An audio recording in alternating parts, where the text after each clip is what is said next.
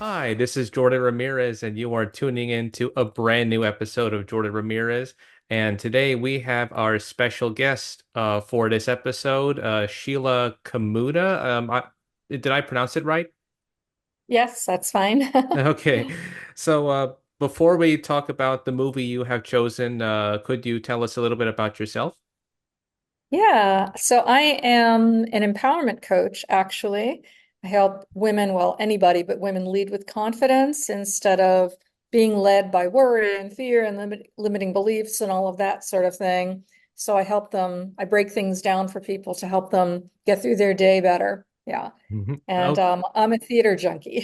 So oh, yeah. okay. Thank you so much. So the film she has selected for today's episode is the all-American classic All About Eve.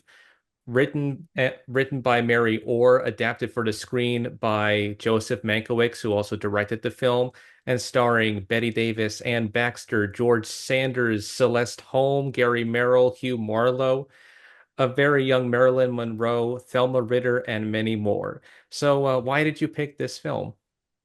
Well, I love this film. This is my go-to feel-good film. Hmm. Number one, I love theater. I grew up in New York, so I love theater. And it is to me, well, and I love old movies because they're witty, the dialogue is really good and sharp and funny. And it's my go-to movie when I'm feeling not in a great mood. I can always put that on, watch it, and feel great because it goes on for a long time. It's a long movie. Hmm. So it's not over too fast. And it's got some great, great lines in it and some of the best acting I've ever seen in my life. Yeah. Yeah, that's good. So were there any connections? Like, were there any? I know that the lead protagonist in the film, even though the movie's is referring to Eve Harrington, did you see a little bit of yourself in any of the characters, like the Eve Harrington or the Margo Channing or the Celeste Holm character of Karen Richards, in either of Yeah. those characters? Yeah, the first time I actually saw it, this is kind of funny because they did a musical adaptation of it called Applause. Mm. And I had never heard of All About Eve, but I went to see the theater production of Applause, starring Lauren Bacall in the Mm. Bette Davis role, believe it or not. And I Yes. had never heard of the movie.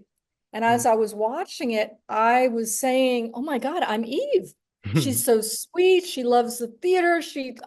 And then you find out what she's really like. And I'm like, oh no, but in the beginning, she really had me. She was Mm. so, in the beginning of it, I was really like, oh my God, I know how she feels. She's just so enamored by this Bette Davis character and whatever, that Margo Channing. And so I really related to Eve in the beginning until I Mm. realized that she was such a snake in the grass. Mm-hmm. And then I watched the movie and I thought, oh my God, this is just the best thing. So I didn't relate to the Bette Davis role at first, but now after I've seen it, I'm like, okay, I'm wiser now. Yeah. Mm-hmm. Yeah, it's an interesting movie. So I watched the making of this film to understand like the process of where she was at the moment in her career. So Bette Davis, according to this little documentary I watched, she was known as the Queen of Warner Brothers. She was like one of the biggest box office stars for the studio. But by the late 1940s, her career was heading in a downward spiral. She had some big box office flops. They were not doing so good. And this Mhm. film, as she put it, it was like she was a phoenix rising from the ashes. It sort of resurrected her career Yeah. to play this character because she felt it was so relatable that she was playing a character who was approaching the age of 40 and she was no longer playing this young character that she played in the movie, which was the Cora character. She was Yeah. now going to be she was now thinking about her career choice, which I thought was a pretty interesting thing to put on that. But Hmm. I also thought that Mankiewicz was very shrewd and he had a very acidic wit and taste in his writing and in his style of humor. Yeah. The documentary mentioned before he made this movie, he explored the themes of women and their sort of connections with each other for A Letter to Three Wives, another Fox Mm. property. And Mhm. then when he did this film, it was like he wanted to further explore more into this into these female characters and into the theater world, which I thought was pretty interesting. So Yeah. did you what was your take on like just the film itself in general, like his witty dialogue or some of his acidic, like almost one-liner type humorous moments in the picture?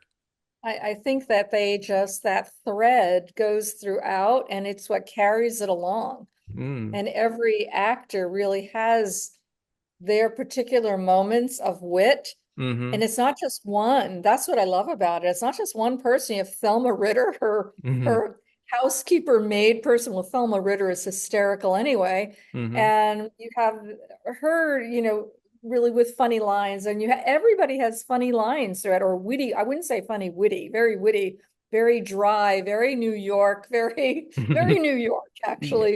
And I Mm. could really relate to it. So I love the sharpness and it's an old movie, 1950, but it's still, to me, it's like it could be yesterday. It's great. It's just a great movie. Yeah. Yeah. Yeah. So this film was released 1950, the same year. It was in direct competition with another similar movie, Sunset Boulevard by Billy Wilder with Gloria Oh, Swanson.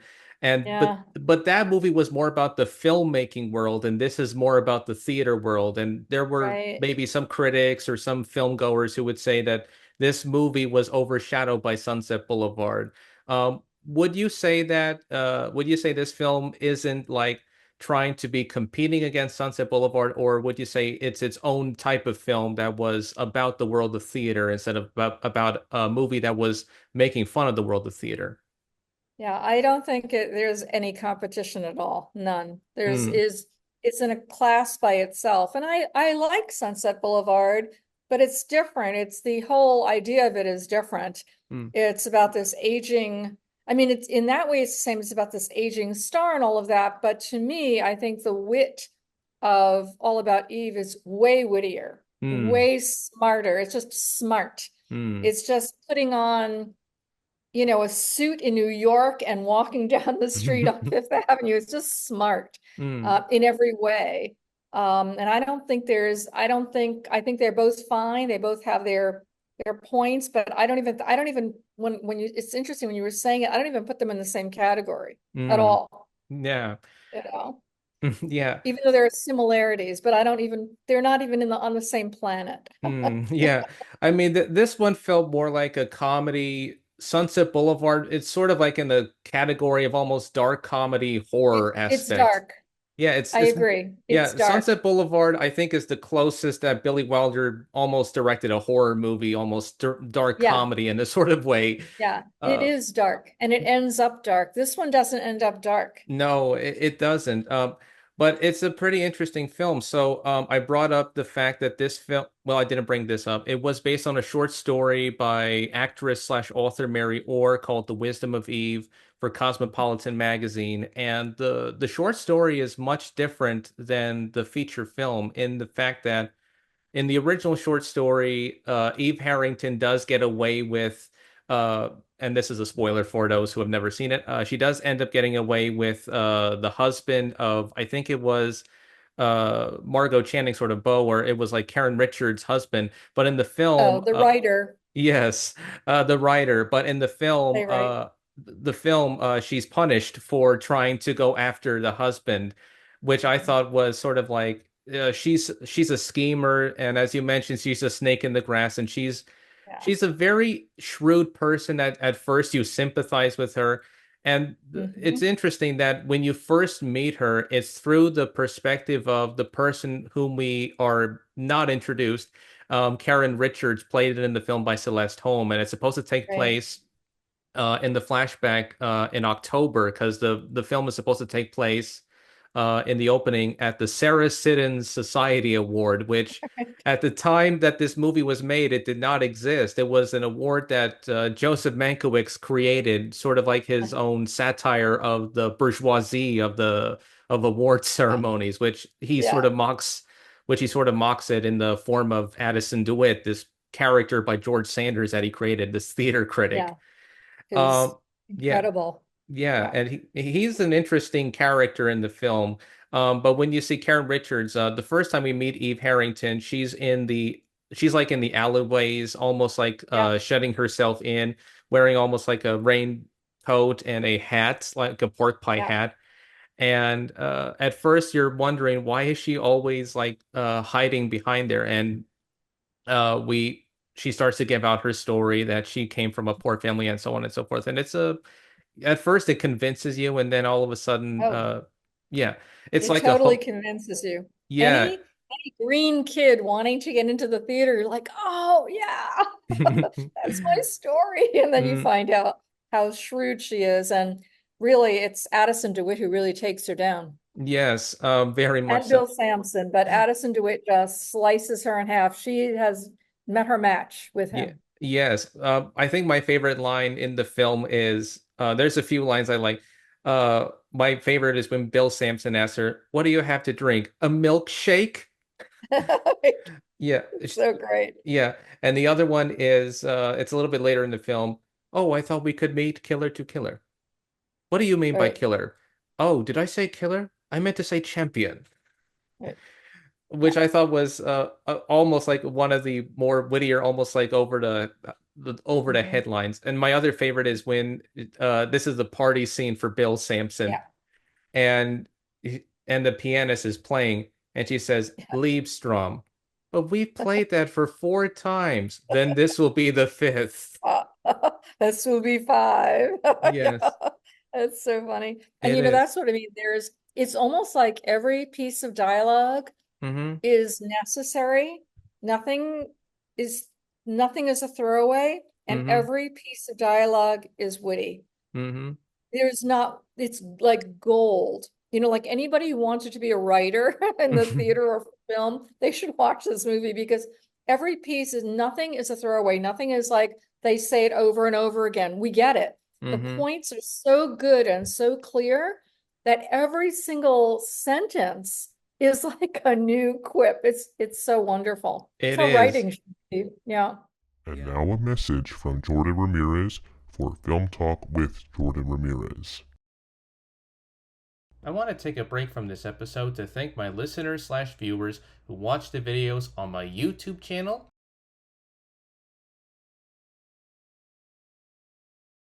and listen to each new episode on Spotify. While this show is a labor of love and passion that isn't about the movies that I like, this is also a show that is about the films that you like. Have a film that you want to recommend to the podcast? Make sure to recommend it in the comments section on YouTube and on Spotify, and you will receive a shout out in a future episode. Want to be a guest on the podcast?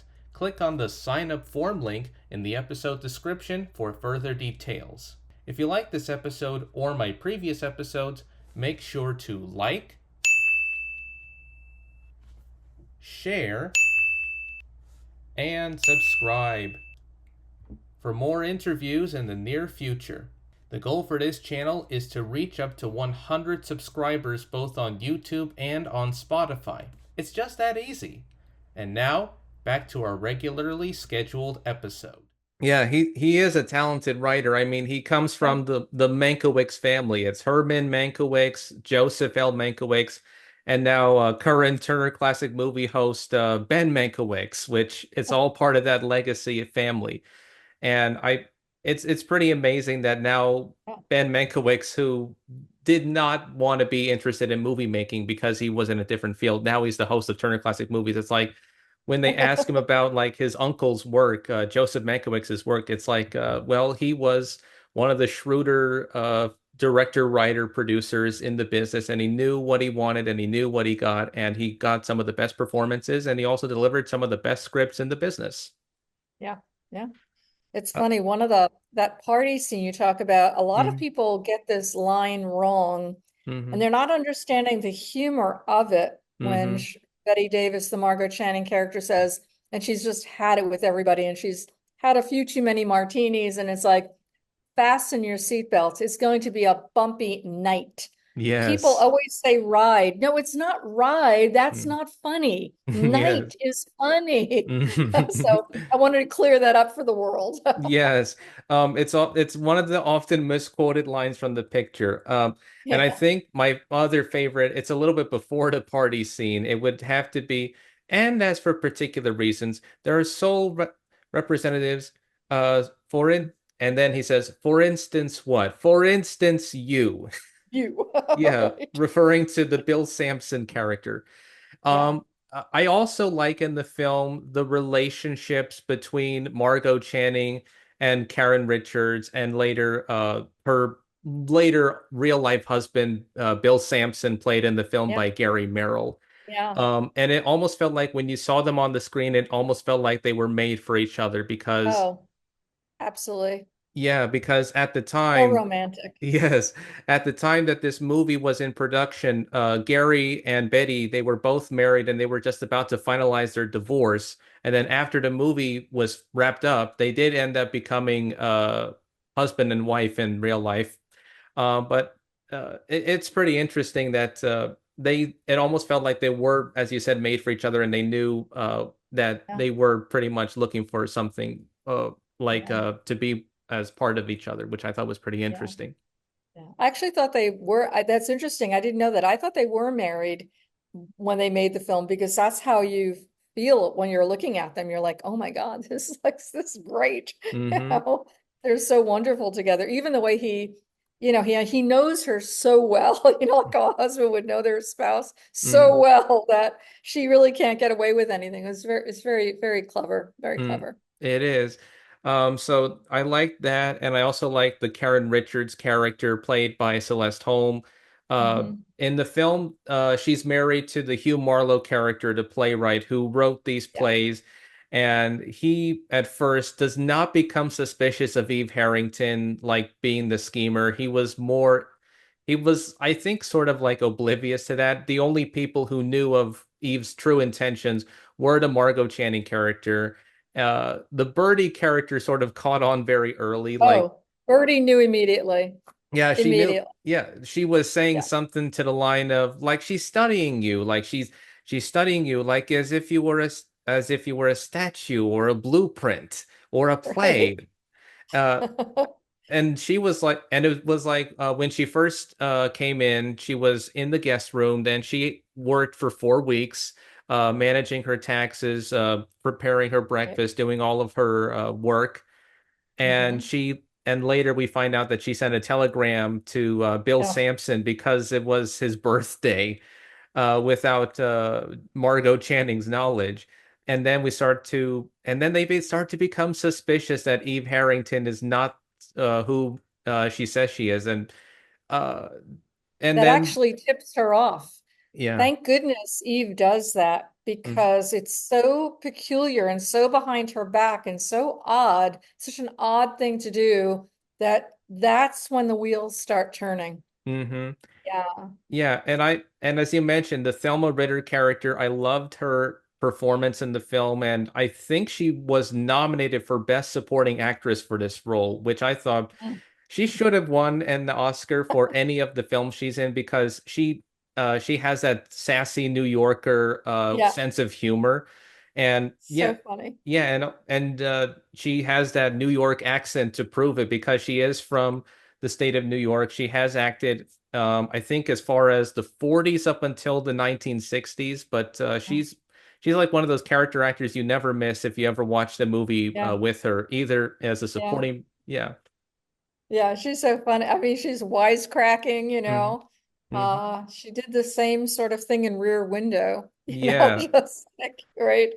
Y- You need somebody like that. Also, that comic relief, Yes. she's good for the comic relief. But Absolutely. yeah, Yeah, yeah. absolutely. Her, Hugh Marlowe, as the playwright, and of course, George Sanders as the theater critic. He has Oh, a dry sense of humor, and he's portrayed in the film as sort of like almost vulgar type, like he's a vulgar, almost very acidic type of theater critic yeah, that writes these columns for the papers, and he's in almost every scene in the picture, yeah, with the leading actors or whether it's with the young Marilyn Monroe, who Yeah. I think this was not her first film because at the same time she did this film, she was in The Asphalt Jungle for MGM with Mm. Sterling Hayden. So she was in both pictures for two different studios, but she wouldn't become the Marilyn Monroe of the No. 1950s decade. So this was like a little bit early Right. in her career. Right. Yeah. Right. Yeah. Addison DeWitt, I mean, Addison DeWitt, I mean, what a name, DeWitt, the Wit. It's so Yes. funny, you know? Mm-hmm. Um, and yeah, he just, that again, that thread that goes through, I mean, he, as a critic, he'll make you or break you. Done. Mm. He can Yes. make you or break you in the theater. That's the kind of power and everything that they had. But, so, and yet he understood that Marco was a true star Mm-hmm. and that Eve was not the true star, you know? Yeah. Yes, absolutely. And when I rewatched this film again, it almost sort of make I liked how they always include references to the theater, like other films would reference like the film world or the music world. Mhm. This film referenced like the theater world, whether it was the playwrights, whether it was different theaters or different Yeah, performers on the stage. And then it's like when her beau, Bill Sampson, is off to Hollywood to direct a picture. It's like they don't right. mention too many of the film. It's like for the film, when he goes off to make a picture, it's almost like it's dismissive, and the theater is Yeah, like, and it's like the right. theater is like thousands, if not hundreds of years old, whereas the film business, I think, was not that old, basically. But he gives a beautiful, an incredible monologue for any actors out there. His monologue Mm-hmm. in the very beginning, when he's telling Eve about the theater, when Margot's getting changed or ready or whatever, and he Mm-hmm. talks about the theater. Why does it have to be in 4 blocks of New York City? Theater could Mm-hmm. be a movie or a rodeo or a circus, or and he goes into this huge, amazing monologue, you Mm-hmm. know. It's incredible. It is. It's like it's for somebody's theater somewhere, you know. It's like, oh, so brilliant. Yes. And I think that's what Mankiewicz wanted, and I think he was successful in delivering those types of monologues or speeches in these characters that he Yeah, expanded in the film. And I think yeah, and I think that's what's interesting about this movie when you watch it, because even though it doesn't have like sort of the melodramatic over the top moments that one would expect in a film like this, it's more subtle. It does it very realistically. yeah, And I think I've heard on another podcast, that it's almost subversive, like it pulls you from under the rug and expecting to see something big or grandiose, and instead, whoop, it doesn't do that. It's more right. like the underhand approach, I Yeah. imagine. Yeah, it's so good. And I love towards the end, you know, there are certain scenes that you just wait for in a movie. You know, Mm-hmm. they're coming. And one that I love is towards the end when Addison sort of reads Eve the Riot Act. And he's like, Mm. you're not gonna go with Lloyd Richards, you're not gonna go with the writer. You're mine. You belong to me. And she Yes. says, belong to you. And they have this amazing because he knows everything about her. He's Yes. caught her in every lie. And I love when that scene comes up, I'm like rubbing my hands together, like, here it comes, you know. Yes. It's so good. And I Yeah. find it interesting that he's almost playing detective after the revelation of who she Yeah. is.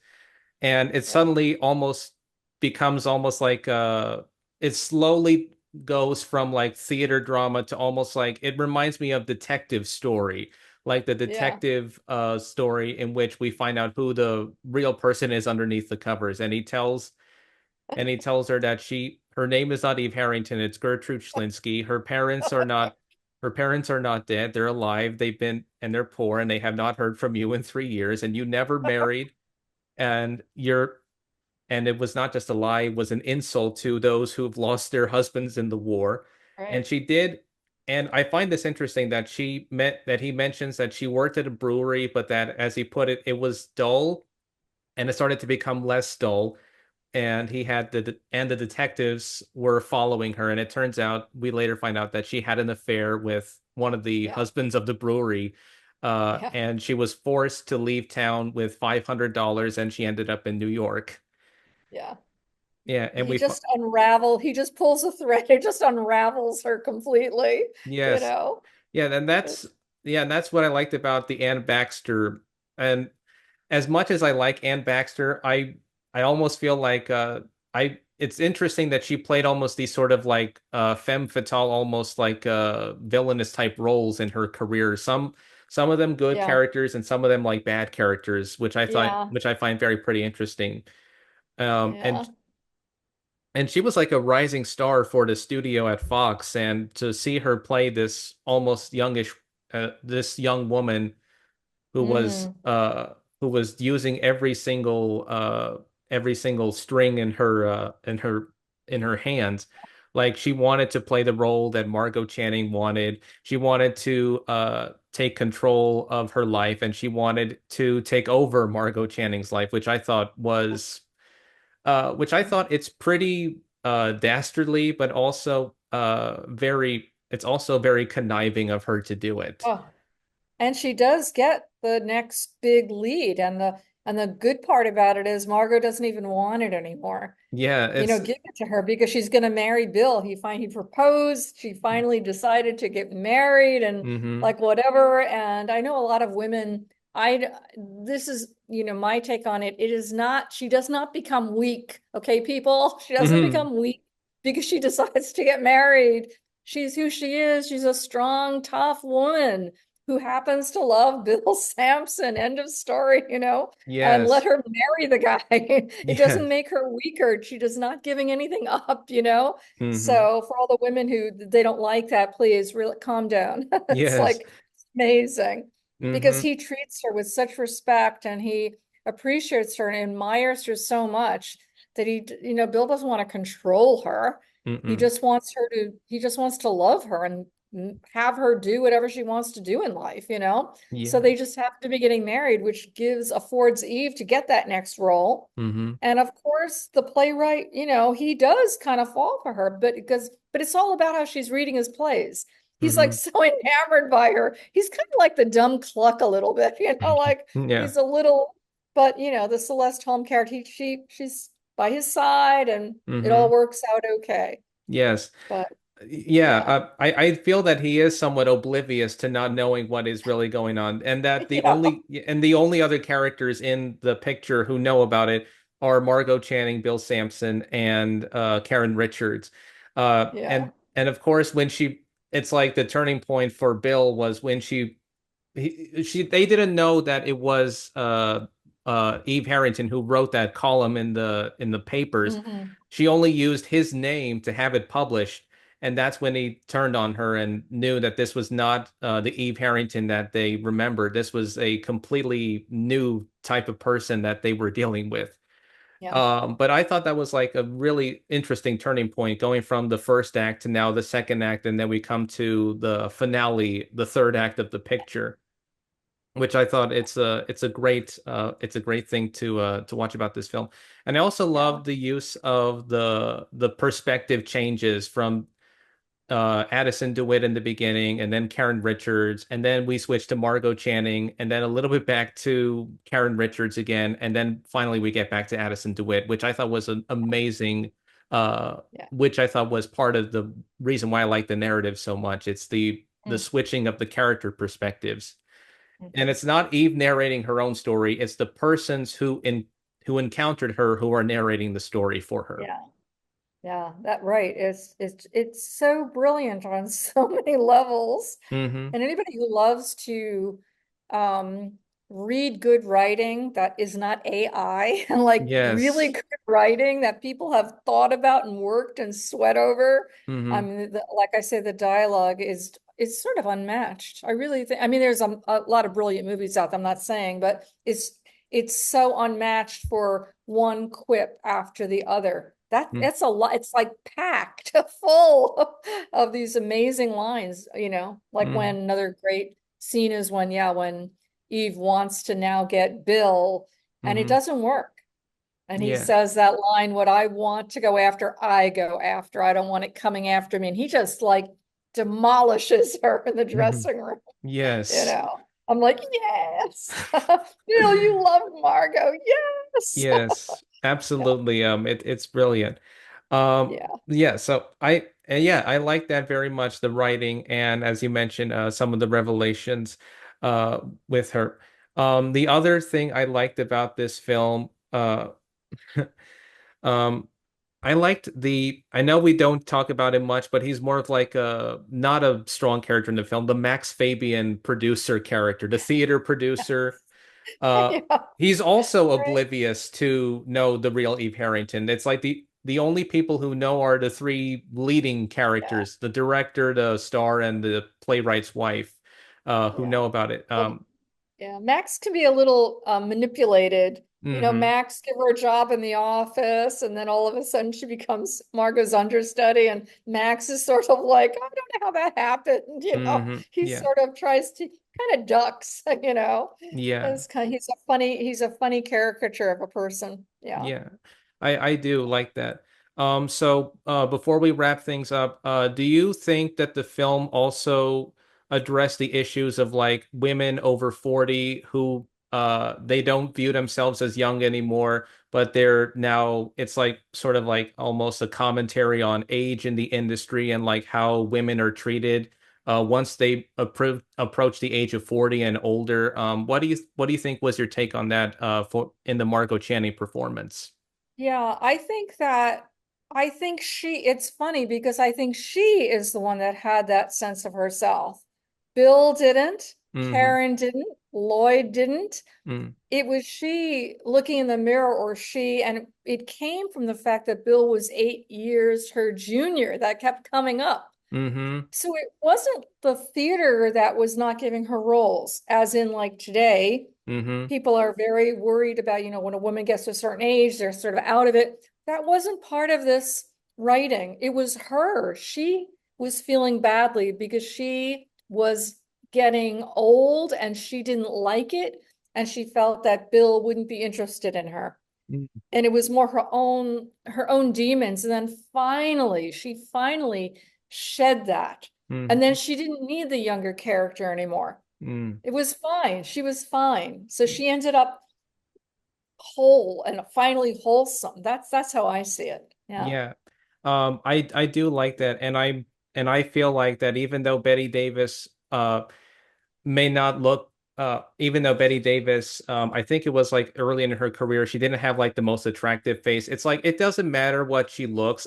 It's the characters she played in almost every picture she made, whether it was Warner's or Fox or any other Mhm. studio she made, that I think made her who she was. She was very strong. She was very Yeah. strong-minded. She was strong-willed, and she knew how to play the roles that she saw fit to it.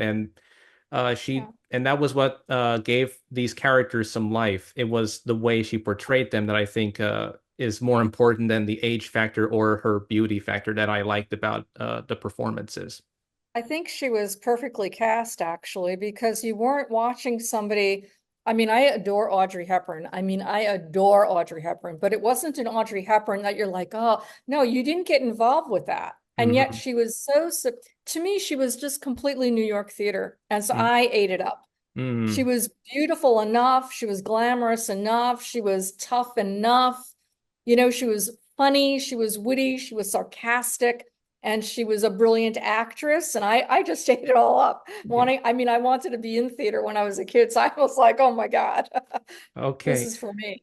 Yes. Yeah. Okay, so we're gonna wrap things up. So any like final thoughts or statements about this film?